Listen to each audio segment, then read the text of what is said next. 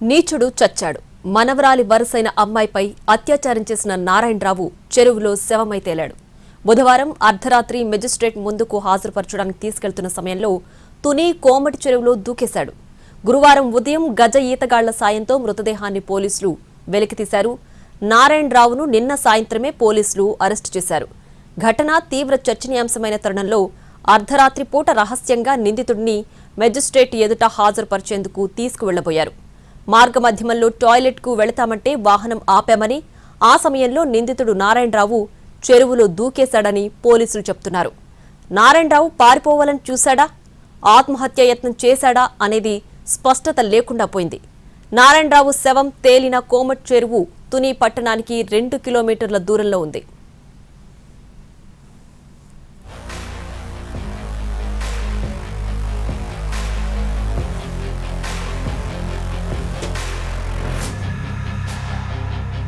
మనవరాలి వయస్సున్న బాలికను గురుకుల పాఠశాల నుంచి తీసుకువెళ్లి అత్యాచారానికి ఒడిగట్టాడు నారాయణరావు.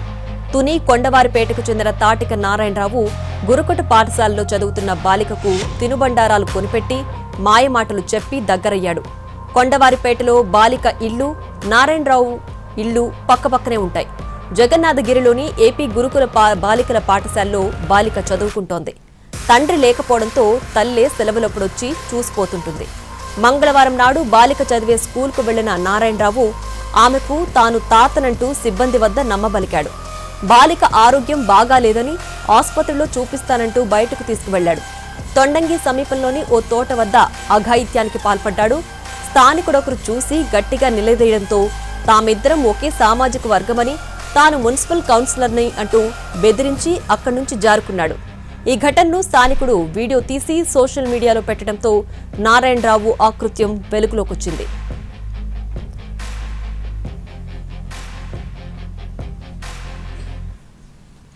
బాలిక అమాయకత్వాన్ని ఆసరాగా చేసుకుని నారాయణరావు ఇప్పటికే పలుమార్లు ఈ దారుణానికి ఒడిగట్టినట్లు గుర్తించారు.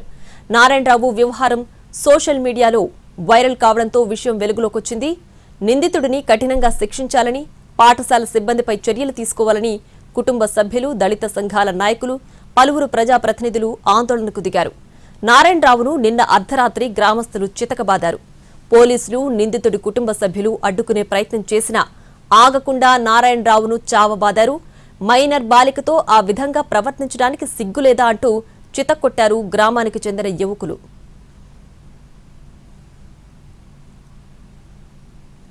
నారాయణరావుకు 2 భార్యలు, 4 పిల్లలు ఉన్నారు.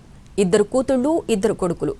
ఎవరికి వారు వేర్వేరుగా ఉంటున్నారు. బాధిత బాలిక, నారాయణరావు ఇళ్లు పక్కపక్కనే ఉంటాయి. బంధువులు మాత్రం కాదు. నారాయణరావు ప్రతిసారి తన మనవరాలు గురించి అడిగేవాడని బాధితురాలి నాయనమ్మ చెప్పింది. అయినా అపరిచితులతో స్కూల్ నుంచి బాలికను ఎలా పంపిస్తారని నిలదీసింది. స్కూల్కి ఎవరో వస్తే కనీసం ఫోన్ కూడా చేయరా అని ప్రశ్నించింది.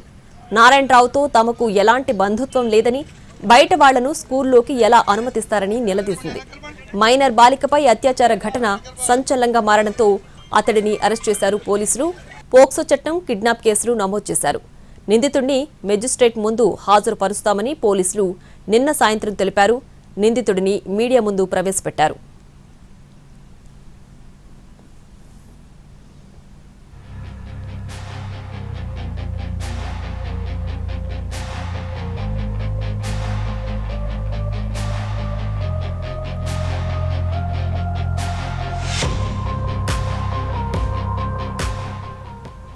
ఆ తర్వాత నారాయణరావును ప్రభుత్వ ఆసుపత్రికి తరలించి మెడికల్ టెస్టులు చేయించారు. ఆ తర్వాత వెంటనే పోలీస్ స్టేషన్కు తరలించారు.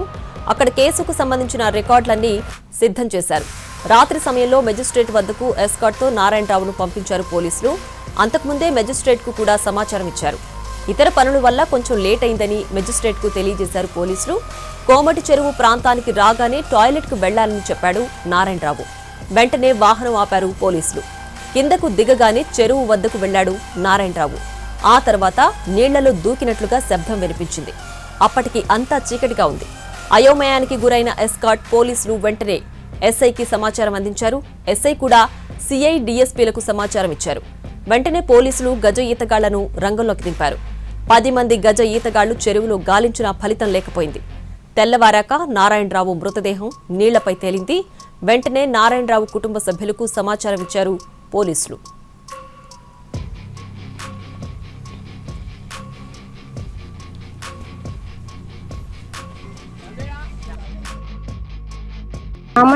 మాకు తెలియదు. ఆ అమ్మాయిని అంటే ఇంట్లో తరచూ వచ్చి పిల్లలు పేరెంట్స్తో కూడా బాగానే కలిసి ఉంటారు కదా సార్. ఆ అమ్మాయిని హాస్టల్ నుంచి తీసుకొచ్చాడో ఎక్కడి నుంచి తీసుకొచ్చాడో మాకు తెలియదు. ఆ అమ్మాయే ఎవరో తెలియదు అంటే అమ్మాయి ఎక్కడ చదువుతుందో కూడా మాకు తెలియదండి. అయితే ఇలా పుకారం వచ్చింది, ఆ అమ్మాయిని ఏదో చేశాడని. ఎవరో అన్నోన్ పర్సన్ ఏంటంటే వీడియో తీసి పంచడం అని అందరికీ షేర్ చేయడం అనేది జరిగినప్పుడు మేము కూడా ఏం చేసామంటే ఫ్యామిలీ మెంబర్స్ వచ్చి మా వారిని కాలర్ పెట్టుకున్నారు. నేను లోపల ఉన్నానండి. గబగబా వచ్చి ఒరే తమ్ముడు ఇది కరెక్ట్ కాదు, మీకు ఏం జరిగిందో నాకైతే తెలియదు, కానీ నా భర్త ఇక్కడ ఉన్నాడు కదా, నీకేం జరిగిందో చెప్పంటే అక్క నీకు వీడియో చూపించాలక్క. అయితే అతను వచ్చే వరకు ఆగ్రా తమ్ముడు అన్నాను. అంతలోకి మా మామగారు బండి వేసుకొని వచ్చాడండి. బండి వేసుకొని వచ్చి ఎలిగేషన్ ఏమీ లేదు. ఇప్పుడు ఏంటంటే నైట్ మాకు ఫోన్ చేశారు, నేను ఈవినింగ్ నుంచి ఫోన్ చేస్తున్నారు. అయితే మేము మార్నింగ్ సైన్ చేస్తామంటే ఊరుకున్న వాళ్ళు నైట్ 10:30కి మాకు ఫోన్ చేసి సైన్ కంపల్సరీ చేయాలని అడిగారు. సార్ మార్నింగ్ చేస్తాం సార్ అని చెప్పామండి. అంటే మేము కోర్టులోని ఇప్పటికిప్పుడు అసలు ఈవినింగే పంపించాలి, ఇప్పటి వరకు పంపించలేదు, మీరు ఒక సైన్ చేస్తే పంపించేస్తామని చెప్పారు సార్. అంటే ఓకే అని చెప్పేసి మా వారు వచ్చారు. కోర్టులో ప్రొడ్యూస్ చేయడానికి ఇలాగా ఫ్యామిలీ మెంబర్ ఎవరో ఒకరు సైన్ కావాలని చెప్పి పెట్టించుకున్నారు సార్. సరే అని చెప్పి మేము ఊరుకుని నేనన్నాను, భర్తతో కాపురం చేసిన దాంతో సంతకం పెట్టించుకుంటే బాగుంటుందండి, నా భర్త నేను వేరే కాపురం, నా భర్తతో ఎలా పెట్టించుకుంటారు, అలా వద్దు సార్ మా అత్తగారితో పెట్టించండి అని చెప్పాను. ఎవరైనా పర్వాలేదమ్మా ఇప్పుడు అర్జెంటుగా సంతకం పెట్టండి అన్నారు. సరే అని చెప్పి మా వారు సంతకం పెట్టినప్పుడు అదే 10:30కి మీరు సంతకం పెట్టించుకున్నారు, 37:40 లోపు ఆ ప్రాంతంలో పెట్టించుకున్నారు. మార్నింగ్ సిఐ సార్ వాళ్ళు ఫోన్ చేసి ఇలా చనిపోయాడమ్మా, ఇలా వాష్రూమ్ కానీ దిగి వాటర్లో దూకేశాడు, మ్యాక్సిమం ఏంటంటే ఆయన గౌరవం పోయిందని చెప్పేసి ఇలా చేసుకున్నాడేమో అని అన్నారు. దానికి మేమేమి అనమండి.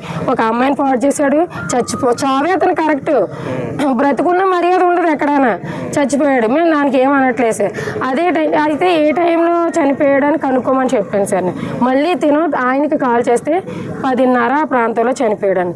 అయితే నేను అన్నాను 10 నుంచి 10:30, 11 ప్రాంతంలో చనిపోతే మన దగ్గర 10:37 ఆ టయానికి వచ్చారు, మరి చచ్చిపోయాడని చెప్పొచ్చు కదా, కోర్టుకి తీసుకెళ్లాలని ఇంటికి చెప్పారు అని నేను ఇప్పుడు అడుగుతున్నాను సార్. ఇప్పుడు ఏంటంటే మాకు సంబంధం లేదని తిట్టినా వదిలేసాం, మా కళ్ళ ముందే కొట్టేసి చంపేయడానికి చూసినప్పుడు మేము పట్టించుకోలేదు. ఇప్పుడు చచ్చిపోయినా మాకు సంబంధం లేదు సార్, మాతో ఎందుకు ఆ మాట అబద్ధం చెప్పారు అనేది మాకు కావాలి. అదే టైం చచ్చిపోవడం అంటే అది ఎలా అవుతుంది సార్? మార్నింగ్ చెప్పారు సార్. అది నైటే చెప్పొచ్చు కదా సార్. నైటే చెప్తే డెత్కి సంబంధించి లెటర్ రాస్తే దాని మీద మేమే పెడతాం కదా సంతకాలు, మరి కోర్టుని ఎందుకు పెట్టాలి? అదే సార్ నాకు ఉన్న డౌట్. చేసిన వాళ్ళని వదిలేసేసి నా భర్త నేను నా పిల్లలు ఏం చేస్తాం అసలు అని నిన్న కాక మొన్న నా ఆడపడుచు ఫోటోలు పెట్టారు, అలా ఎందుకు పెట్టారు సార్? ఎవడైతే తప్పు చేశాడో ఆడి చర్మం ఒలిచేయాలి, కానీ మేము ఏం చేస్తాం? మేము ఆడవాళ్ళమే కదా, మీ ఇంట్లో ఆడపిల్ల పరుగు పోతే మీరు బాధపడుతున్నారు, మేము మా పరుగులు పోవా, మా ఫోటోలు ఎంతమంది చూస్తారు? ఆయన చనిపోయినందుకు మాకైతే బాధ లేదు సార్. ఏంటంటే మాకు ఆ టైంలో మాకు అలా నారాయణరావు కొడుకు కోడలు కోమటి చెరువు వద్దకు చేరుకున్నారు. అప్పటికే మృతదేహాన్ని చెరువులోంచి బయటకు తీసి ఫార్మాలిటీస్ పూర్తి చేశారు పోలీసులు. మృతదేహాన్ని అంబులెన్స్ లో ఎక్కించి తుని ఏరియా హాస్పిటల్లోకి మార్చురీలోకి తరలించేందుకు ప్రయత్నించారు. అంబులెన్స్ ని నారాయణరావు కొడుకు కోడలు అడ్డుకున్నారు. వారికి ఇతర కుటుంబ సభ్యులు బంధువులు మద్దతుగా నిలిచారు. పోలీసులతో వాగ్వాదానికి దిగారు. దీంతో కాసేపు కోమటి చెరువు దగ్గర ఉద్రిక్త పరిస్థితి ఏర్పడింది. వాళ్లను బలవంతంగా పక్కకు లాగేసి మృతదేహాన్ని తరలించారు పోలీసులు. నారాయణరావు మృతిపై అనుమానాలు వ్యక్తం చేస్తున్నారు కుటుంబ సభ్యులు. అతను ఆత్మహత్య చేసుకోలేదని, ఈ విషయంలో తమకు అనుమానాలు ఉన్నాయని చెబుతున్నారు. రాత్రి 10:30 వరకు 4 పోలీసులు తమ దగ్గరకొచ్చి బలవంతంగా సంతకాలు తీసుకున్నారని చెబుతున్నారు. రాత్రి 10:30 చెరువులో దూకేస్తే ఉదయం 7 గంటలకు నారాయణరావు సూసైడ్ చేసుకున్నాడని సీఐ తెలిపారని చెబుతున్నారు. ఘటన జరిగిన వెంటనే తమకు ఎందుకు చెప్పలేదని నిలదీస్తున్నారు. నారాయణరావు ఏ సమయంలో చనిపోయాడో చెప్పాలని డిమాండ్ చేస్తున్నారు. ఎవరైనా ఏమైనా చేశారా అనేది క్లారిటీ ఇవ్వాలని అంటున్నారు.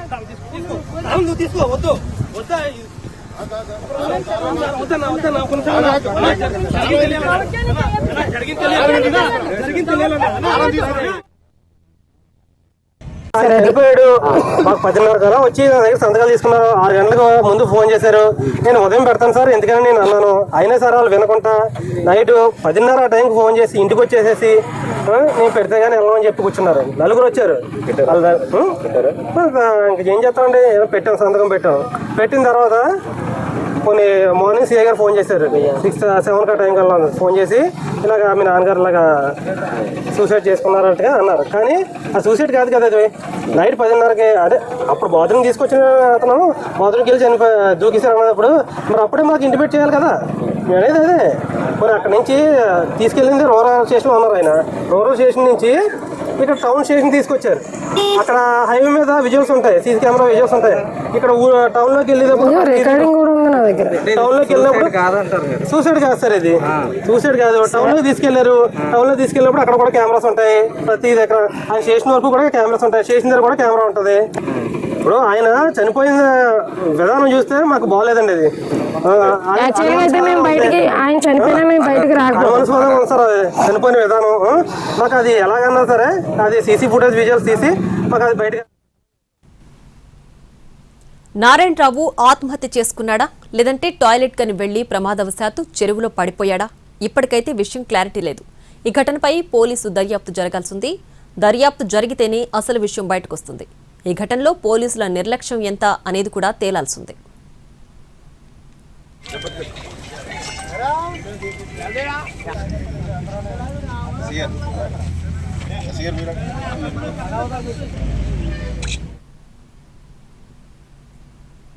బాలిక అత్యాచారం ఘటనతో ఒక్కసారిగా రాష్ట్రం ఉరిక్కిపడింది. ఆ స్కూల్లో చదువుతున్న ఆడపిల్లల పేరెంట్స్ కంగారు పడుతున్నారు. ఆ వార్త తెలిసిన వెంటనే హాస్టల్కొచ్చి పిల్లలకు ధైర్యం చెబుతున్నారు. ఆడపిల్లలైతే భయపడ్డారని తల్లిదండ్రులు చెబుతున్నారు. దీనికి సంబంధించి మరింత సమాచారం మా ప్రతినిధి సాయి సుధీర్ అందిస్తారు. తుని గురుకుల పాఠశాల నుంచి మైనర్ బాలికను తీసుకుని వెళ్ళి ఒక నారాయణరావు అనే వ్యక్తి అత్యాచార యత్నం చేయడంతో కలకలం రేగింది. దాంతో స్కూల్లో ఉన్న ఏదైతే స్టూడెంట్స్ వాళ్ళ బంధువులు కావచ్చు, పేరెంట్స్ ఇక్కడికి వచ్చి తమ పిల్లల గురించి ఎంక్వైరీ చేస్తున్నారు. అసలు ఎవరున్నారమ్మా, మీ వాళ్ళు ఎవరున్నారు ఇక్కడ? మా పాప ఉందండి, 7వ తరగతి చదువుతుంది. ఆ పాప కోసం చూడడాకని వచ్చామండి. అంతే. తెలిసిందా నిన్న జరిగింది? తెలిసిందా? తెలిసిందండి. నిన్న వచ్చామండి. నిన్న వచ్చి మళ్ళీ ఇవాళ వెళ్ళిపోయాము. విజయవాడ వెళ్ళాలని మా పాపని తీసుకెళ్ళడాకని వచ్చామండి. పాప ఏమంటుంది మరి? కనిపించలేదండి, ఇంకా రానిలేదు. ప్రిన్సిపల్ మేడం ఇంకా రానిలేదు. 3 సంవత్సరాల బట్టి చదువుతుందండి. ఏం చెప్పలేదండి. పాప అయితే బాగానే జరుగుతుంది, బాగానే క్లాసులు బాగానే అవుతున్నాయి, ఇబ్బంది పడవచ్చిన పని ఏం లేదండి. ఇదండి మా పాప తేని. మేము కూడా 24 గంటలు ఇందులోకి వచ్చేవాళ్ళమండి. 24 గంటలు ఇందులోకి వచ్చేవాళ్ళమండి. ఘటన జరిగిన తర్వాత నిన్న మాట్లాడారా మీ అమ్మాయి? లేదండి. ఎలా ఉంది లోపల? పడుకున్నారా ప్రిన్సిపల్ గానీ ఎవరన్నా? అడిగామండి. పాపలన్న పిల్లలు బాగున్నారు, కొంచెం ఎప్పుడైనా ఫోన్ చేయించామన్నారండి. అందరికీ తల్లిదండ్రులకి అందరికీ ఫోన్ చేయించి పిల్లలతో మాట్లాడేంతాం బాబు, ఇప్పుడు ఏమి కంగారు పడకండి అని చెప్పారండి. ఏం చేస్తుంది మరి ఇదంతా చూస్తే ఏమనిపించింది మరి మీకు? మీ అమ్మాయితో మాట్లాడారు? ఏమనిపిస్తుందండి, ఎలాగన్నా చిన్న భయం ఉంటుందండి. ఆడపిల్లలకి వెళ్ళడం కదా, భయం ఎవడుకుంటుందండి. ప్రతి వాళ్ళకి భయం ఉంటుంది. సెక్యూరిటీ విషయం గట్రా ఎప్పుడైనా చెప్పారా మీకు? సెక్యూరిటీ అంటే చెప్తారండి, సెక్యూరిటీ కూడా సాధారణంగా వెళ్ళవరండి. మీ వాళ్ళు ఎవరున్నారండి ఇక్కడ? మా పాప చదువుతుందండి. మాట్లాడారా? మాట్లాడామండి. ఏమని చెప్పారు? మా పాప ఏమీ చెప్పలేదు. మామూలుగా నిన్న జరిగిన ఇన్సిడెంట్ భయం ఉంటుంది కదా, అంటే భయపడ్డావమ్మా అనేసి అడిగాను. మేమైతే హౌస్లో ఉన్నామమ్మా, మేమైతే బయటికి రాలేదని చెప్పారు. కానీ పిల్లలైతే భయపడ్డారు. ఇలా జరగడం అంటే ఒక భయంకరమైన. 5th క్లాస్ అండి. ఈ ఇయరే జాయిన్ చేస్తాం. షేర్ చేశారా లోపల ఎట్లా ఉంటుంది ఏంటని? మా అమ్మాయి మాట్లాడింది కదా మీతో? మామూలుగా మాట్లాడామండి. ఎలా ఉందమ్మా అంటే బాగానే ఉంది అనేసి అన్నారండి.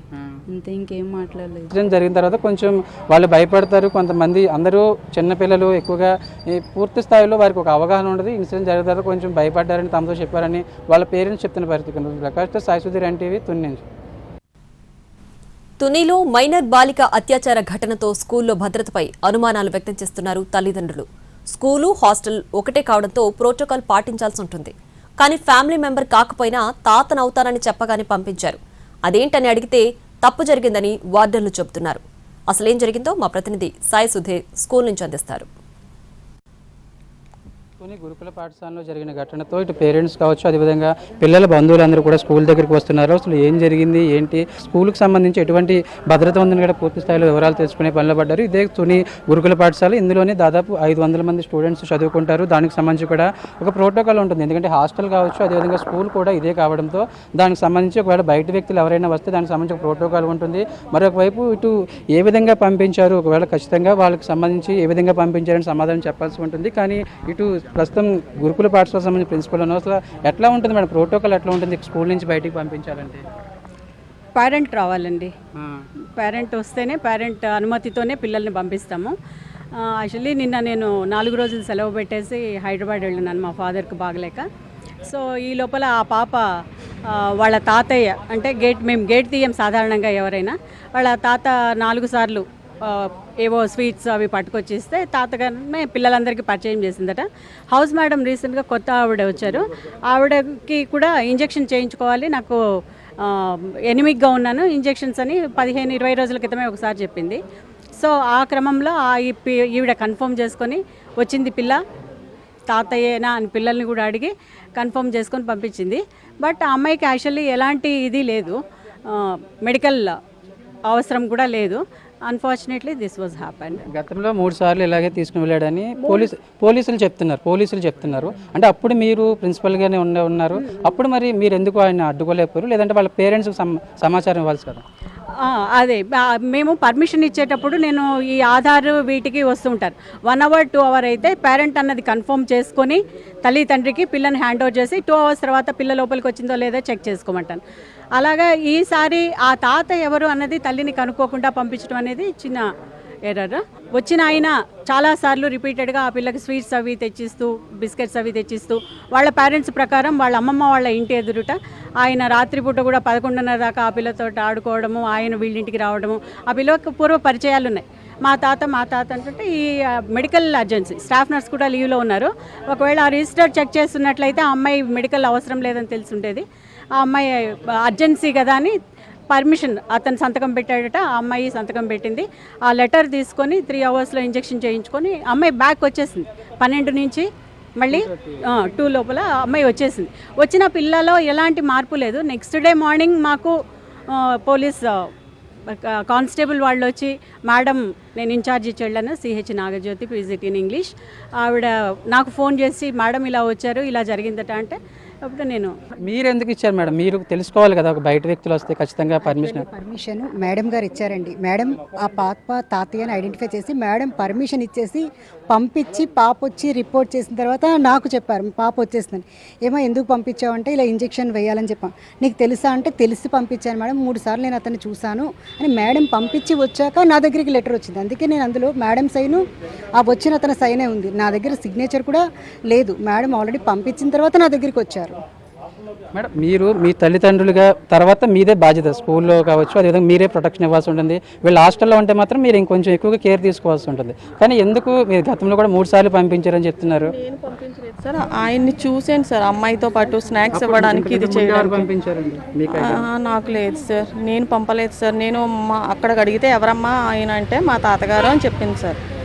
అప్పుడు క్లాస్లో ఉన్న మిగిలిన పిల్లల్ని కూడా అడిగితే ఎవరమ్మా అంటే ఆయన వాళ్ళ తాతగారే మేడం, ఆ అమ్మాయికి ఎప్పుడు స్నాక్స్ అవి తెచ్చిస్తూ ఉంటారు అని అనడంతో నేను అంతకుముందు 2-3 సార్లు చూడడం వల్ల ఇప్పుడు నేను వాళ్ళ పేరెంట్స్కి ఇన్ఫామ్ చేయకుండా పర్మిషన్ ఇచ్చాను సార్. అంటే 1 అవర్ పర్మిషన్కి కాబట్టి పర్మిషన్. క్లాస్ టీచర్ కూడా ఎట్లా ఉంటుంది మేడం, మీకు రెగ్యులర్గా ఉంటుందా?